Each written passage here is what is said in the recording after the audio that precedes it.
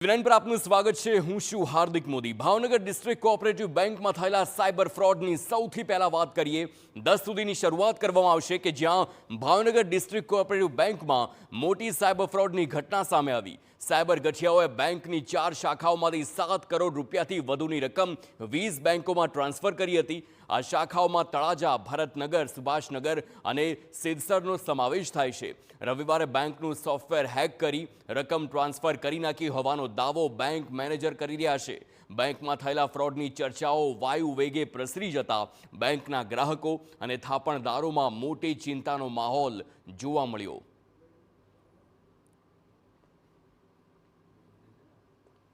આ જે ફ્રોડ થયો સાયબર ફ્રોડ એ સોફ્ટવેરનો ડેટા હેક કરીને અને આ લોકોએ ક્રેક કરેલું છે। રવિવારે રજાના દિવસોમાં આ બધું બન્યું છે કે મોબાઈલ એપ્લિકેશનથી સામાન્ય રીતે એક દિવસમાં લગભગ 50-60 લાખ કે એટલા ટ્રાન્ઝેક્શન થતા હોય છે, પણ આમાં મોટી રકમની અમને ખ્યાલ આવ્યો એટલે શંકા ગઈ। તો હાલ સાયબર ફ્રોડના કારણે તમામ શાખામાં લેવડ દેવડ સહિતના કામ બંધ કરી દેવામાં આવ્યા। સમગ્ર ઘટનામાં તપાસનો વિષય એ છે કે બેંકના કોઈ કર્મી તો બેંકની વિગત લીક કરીને ફ્રોડ કરેલ નથી ને।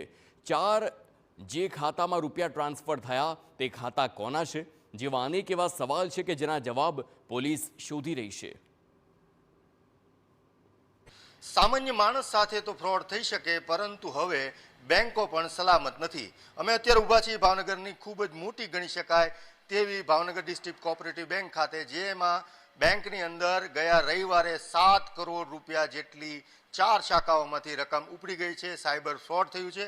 અત્યારે જોઈ શકાય છે કે બેંકનું જે સંપૂર્ણ કામ છે તમામ શાખાઓમાં બંધ કરી દેવામાં આવ્યું છે।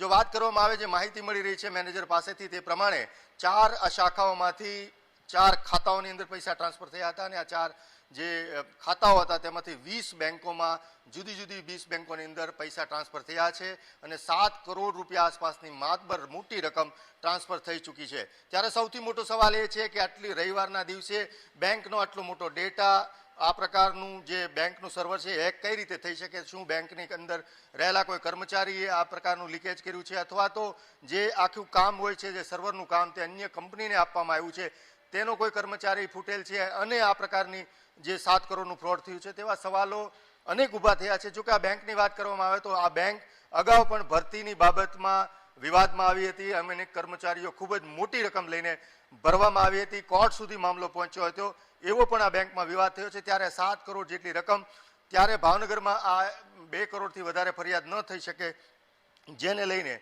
આ ફરિયાદ જે છે તે ગાંધીનગર લેવલે થઈ છે, જેને લઈને બેંકના આઈટી વિભાગના જે કર્મચારી છે તે ફરિયાદ કરવા પણ પહોંચી ગયા છે। ત્યારે અનેક સવાલો ઊભા થયા છે કે આ બેંક પણ સલામત નથી।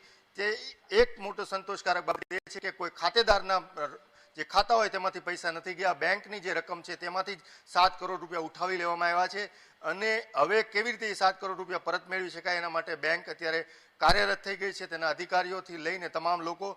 પરંતુ સવાલ એ છે કે બેંક પણ સલામત નથી, ત્યારે ખાતેદાર જે સામાન્ય ખેડૂતો આ બેંક સાથે જોડાયેલા હોય છે તેના ખાતા કેટલા સલામત, એ પણ બહુ મોટો સવાલ છે। કેમેરા પર્સન રાજેશ રાઠોડ સાથે અજીત ગઢવી, TV9 ભાવનગર।